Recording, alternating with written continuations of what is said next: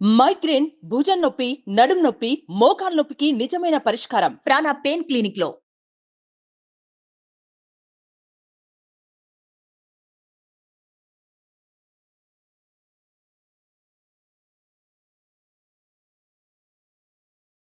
వాగర్థావివ సంపృక్తౌ వాగర్థ ప్రతిపత్తయే జగతః పితరౌ వందే పార్వతీ పరమేశ్వరౌ. సదాశివసమారంభాం శంకరాచార్య మధ్యమాం అస్మదాచార్యపర్యంతం వందే గురుపరంపరాం. ఆదిత్యాయ చ సోమాయ మంగళాయ బుధాయ చ గురుశుక్రశనిభ్యశ్చ రాహవే కేతవే నమః. శృంగేరి జగద్గురు పీఠాధిపతులకి, కంచి పీఠాధిపతులకి నమస్కారములు తెలియజేసుకుంటూ కార్యక్రమాన్ని ప్రారంభిద్దాం. నవంబర్ 16వ తారీఖు నుంచి 30వ తారీఖు వరకు కుంభరాశి వారికి ఏ విధంగా ఉండబోతుందనేటువంటి విషయాన్ని తెలుసుకునే ముందు గ్రహ సంచారం తెలుసుకుందాం. రాశిలోనే శని, 2వ ఇంట రాహువు, 4వ ఇంట గురువు వక్రీకరించి ఉండడం, 6వ ఇంట కుజుడు స్తంభించి ఉండడం, ఇక 8వ ఇంట కేతువు, 10వ ఇంట రవి బుధుడు, 11వ ఇంట శుక్రుడు.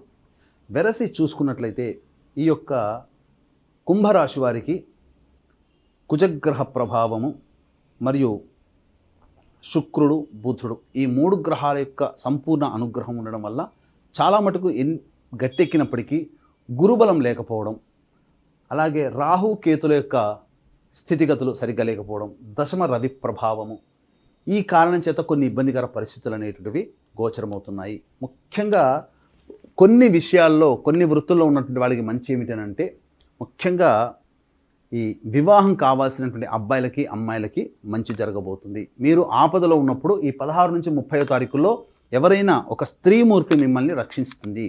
ఇది ఈ యొక్క కుంభరాశిలో జన్మించినటువంటి వారికి చెప్పబడేటువంటి ముఖ్యమైన అంశాలు. ఇక రాశిలోని శని సంచారం వక్రీకరించినటువంటి కారణం చేత మళ్ళీ రుజుమార్గంలో ప్రయాణం చేయడం, మళ్ళీ జన్మశని ప్రభావం ఉండడం, ఇక ద్వితీయ రాహు ప్రభావంలో మీ యొక్క వాక్కు ఎదుటి వాళ్ళకి ఇబ్బందిగా మారుతుండడం, చతుర్థ గురుడు ఉన్నప్పటికీ కూడాను వక్రీకరించి స్థితి ఉన్నటువంటి కారణం చేత సాధారణమైనటువంటి మిశ్రమ ఫలితాలు ఉంటాయి తప్ప చెప్పుకోదగ్గగా గురువు మీకు అనుకూలంగా ఉండకపోవడం, అలాగే కుజుడు అనుకూలము, శుక్రుడు అనుకూలం, బుధుడు అనుకూలం, రవి యొక్క ప్రభావం వల్ల ఉద్యోగ భద్రత లేకపోవడం, నిరుద్యోగస్తులు కష్టపడితే తప్ప ఫలితాన్ని పొందలేకపోవడం, ఇక కేతు ప్రభావం అష్టమ కేతు ఎలాగో ఊహించని విధంగా ఇబ్బందులు అనేటువంటివి ఎదురవుతుంటుంటాయి. కాబట్టి ఎఫ్ఎంసీజీ రంగంలో ఉన్నవారు, జనరల్ స్టోరు, రెస్టారెంట్ బిజినెస్లు, హోటల్ బిజినెస్లు, సూపర్ మార్కెట్లో ఉన్నవాళ్ళు, జ్యువెలరీ బిజినెస్, ఎడ్యుకేషనల్ బిజినెస్లో ఉన్నటువంటి వాళ్ళు సాధారణంగా వాళ్ళకి జీవితం ఉంటుంది. గొప్పగా మార్పులు చేర్పులు అనేటువంటివి ఉండవు. కాబట్టి జాగ్రత్తలు పాటించండి. ఇక ముఖ్యంగా ఉద్యోగంలో ఉన్న వాళ్ళు ఎవరైనప్పటికీ కూడాను నూతన ఉద్యోగ ప్రయత్నం అనేటువంటిది వెళ్ళినప్పుడు ఆ ప్రయత్నం చేయకుండా ఉండడమే మంచిది. ఎందుకంటే సమయం అనుకూలంగా లేదు, ఈ విధంగా చెప్పవచ్చు. నిరుద్యోగస్తులకి కాస్త నిరాశనే చెప్పవచ్చు. వివాహార్థులకి వివాహం జరిగి తీరుతుంది. ముఖ్యంగా ఎవరికి బాగుంటుంది? సాఫ్ట్వేర్ రంగంలో ఉన్నటువంటి వారికి, అలాగే ఎలక్ట్రానిక్స్ అండ్ ఎలక్ట్రికల్ రంగంలో ఉన్నటువంటి వారికి, రియల్ ఎస్టేట్ రంగంలో ఉన్నవాళ్ళు, ఏజెంట్లు, వ్యాపారస్తులు, అలాగే మున్సిపల్ డిపార్ట్మెంట్లో ఉన్నటువంటి వాళ్ళు, లాయర్ వృత్తిలో ఉన్నటువంటి వాళ్ళు, అలాగే ముఖ్యంగా రైతులు, వీళ్ళకందరికీ కూడాను లాభసాటిగా ఉంటుంది. నూతన ప్రాజెక్టులు వస్తాయి, కొత్త ప్రాజెక్టులు చేపడతారు, అవన్నీ కూడాను చక్కగా విజయవంతంగా పూర్తి అవుతాయి.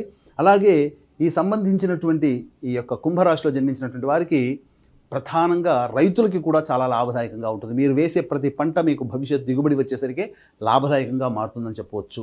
అనూహ్యంగా కొన్ని సంఘటనలు ఉంటాయి. కాబట్టి విద్యార్థులకి మాత్రము కాస్త యోగదాయకంగా ఉంటుంది. కోరుకున్న చోట విశ్వవిద్యాలయాల్లో మీకు ప్రవేశం లభిస్తుంది, సీట్లు కన్ఫామ్ అవుతుంది. విదేశీయానం, విదేశీ విద్యకు సంబంధించి చే ప్రయత్నాలన్నీ కూడా కొలిక్కి వస్తాయి. అనుకున్న చోటికి వెళ్ళడానికి మార్పులు అనేటువంటివి జరుగుతాయి. అయితే దైవానుగ్రహమే సంపూర్ణంగా లేకపోవడం, గ్రహాల యొక్క అనుగ్రహం సరిగ్గా లేకపోవడం, అంతేకాకుండా గ్రహ గమనాల రీత్యా అనుకూలంగా ఉండే సమయాలు 5 రోజులైతే అనుకూలంగా లేని రోజులు 10 రోజులు. కాబట్టి నిరాశ పడకుండా ఆత్మవిశ్వాసంతో మీరు ఉద్రేకపడేటువంటి విషయాల పట్ల దూరంగా ఉంటూ, లౌక్యంగా వ్యవహరిస్తూ, ఎక్కడ తగ్గాలో ఆ విధంగా తగ్గుతూ, లౌక్యంతో తాను నవ్వక నొప్పించక తిరుగువాడు ధన్యుడు సుమతి అన్న చందంగా ఈ కుంభరాశిలో ఉన్నవాళ్ళు కనుక ఈ 15 రోజులు కనుక మేనేజ్ చేయగలిగితే విజయం మీదే సొంతం. ప్రశాంతత అనేటువంటిది లేకపోయినా మీరు దైవానుగ్రహంతో మీరు ఆ యొక్క సమస్యల్ని పరిష్కరించుకోవాలి. ఇట్టి దైవానుగ్రహం అందరికీ అందించాలనేటువంటి ఒక సదుద్దేశంతో ఈ యొక్క సంబంధించినటువంటి కార్తీక పౌర్ణమి, మహాశక్తివంతమైనటువంటి కార్తీక పౌర్ణమిలో పుణ్యక్షేత్రమైనటువంటి సాక్షాత్తు పరమేశ్వరుడే త్రిపురాసులను సంహరించిన క్షేత్రం త్రిపురాంతకంలో జాతకరీత్యా కలుగు విద్య, వివాహ, ఉద్యోగ, దాంపత్య, సంతాన, అనారోగ్య సమస్యల నివారణకి మరియు వృషభ, మిథున, కర్కాటక, సింహతుల, వృశ్చిక, మకర, కుంభమీన రాశిలో జన్మించిన వారికి శనిదోష పరిహారార్థమై సర్వదోష నివారణ పూజలు హోమాలు పర్ హెడ్ 1500 రూపాయలకి చేయించడం జరుగుతుంది. అవకాశం ఉన్న వాళ్ళు కార్యక్రమ తదనంతరం కాంటాక్ట్ చేసి మీ గోత్రనామాదులు నమోదు చేసుకోవచ్చు. అలాగే నవంబర్ 25వ తారీఖు రోజున ఆఖరి కార్తీక సోమవారం సందర్భంగా తండ్రి వైపు 6 తరాలు తల్లి వైపు 3 తరాల్లో ఏవైనా దుర్మరణాలు కనుక ఉన్నట్లయితే అవి పితృదోషంగా చెప్పబడతాయి. ఇట్టి పితృదోషం ఉన్నటువంటి కుటుంబంలో వ్యక్తుల మధ్య అవగాహన ఉండదు. సమస్యలు ఒకటి వెంబడ ఒకటి మీకు వచ్చి చేరుతూ ఉంటుంటాయి. పిల్లలకి పెళ్ళిళ్ళు, అలాగే సంతానం కలగకపోవడము, ఇంకా ముఖ్యంగా కుటుంబ సభ్యుల మధ్య అవగాహన లేకపోవడము, ప్రతిదీ కూడాను ఆలస్యం అవుతూ ఉండడము, తరచూ అనారోగ్యంతో గురవుతుండడం అనేటువంటి సంఘటన చోటు చేసుకుంటాయి. కాబట్టి ఆఖరి కార్తీక సోమవారం రోజున నవంబర్ 25వ తారీఖు రోజున గోకర్ణంలో పితృదోష నివారణ పూజలు జరుగుతాయి. వాటి వివరాలు కార్యక్రమం తదనంతరం కాంటాక్ట్ చేసి తెలుసుకోవచ్చు. ఇక గమనించుకున్నట్లయితే ఈ నవంబర్ 16వ తారీఖు నుంచి 30వ తారీఖు వరకు కుంభరాశి వారికి మంచి చెడు అనగా ఆదాయం, ఖర్చు, అలాగే ప్రశాంతత ఎలా ఉంటుందో తెలుసుకుందాం. 16, 17 తారీఖులో కనుక చూసుకున్నట్లయితే వాహన మరమ్మతులకి మరియు గృహోపకరణాలకి ఖర్చులు అధికంగా ఉంటాయి. తల్లిగారి ఆరోగ్యం పట్ల శ్రద్ధ వహించాల్సినటువంటిది. వాహనాన్ని నడిపేటప్పుడు జాగ్రత్తలు పాటించండి. ఖర్చులు కూడా ఉంటాయని చెప్పవచ్చు. 18, 19, 20 తారీఖుల్లో మీ ఆరోగ్యం పట్ల శ్రద్ధ వహించాలి. వృధా కాలయాపన జరుగుతుంది. ఏ పని పూర్తి కాకుండా ఉండడము, అలాగే కార్యరూపం దాల్చకుండా ఉండడము, ఖర్చులు కూడా ఉంటాయని చెప్పవచ్చు. ఇక 21, 22 తారీఖుల్లో, 23, 24 తారీఖుల్లో ధనాదాయం చక్కగా ఉంటుంది.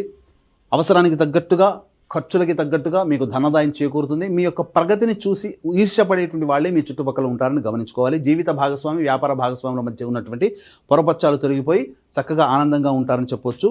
ఇక 25, 26, 27 తారీఖుల్లో ముఖ్యంగా డబ్బులు నష్టపోతారు కాబట్టి అప్పులు ఇవ్వకండి.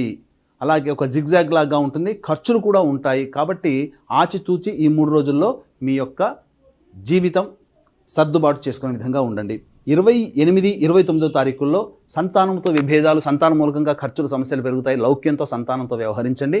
ఇక సంబంధించినటువంటి ఈ కుంభరాశి వారికి ఏదైతే వారసత్వంగా రావాల్సినటువంటి ఆస్తి తగాదాలకు సంబంధించినటువంటి కోర్టులో కొంత విజయం మీదే అయ్యేటువంటి అవకాశం ఉంటుంది, లేదా చర్చలకి వచ్చి ఆ సమస్యని పరిష్కారం చేసుకుంటారు. ఇక 30వ తారీఖు రోజున కనుక గమనించుకున్నట్లయితే ఉద్యోగంలో భద్రత ఉంటుంది. నిరుద్యోగస్తులకి కాస్త ఆశా జీవితం అనేది 30 తారీఖులో ఉంటుంది. ఉద్యోగం లభించే అవకాశాలు గోచరం అవుతుందని చెప్పొచ్చు. ఇక ఏ తర్వాత చెప్పొచ్చేది ఏమిటంటే 25, 26, 27 మరియు 16, 17 తారీఖులో ఖర్చులు అధికంగా ఉంటాయి. కాబట్టి వాయిదా వేసుకోవడం, ఖర్చుల శాతాన్ని తగ్గించుకోవడం చేసుకుంటే మరింత ఆనందంగా జీవిస్తారని చెప్పొచ్చు.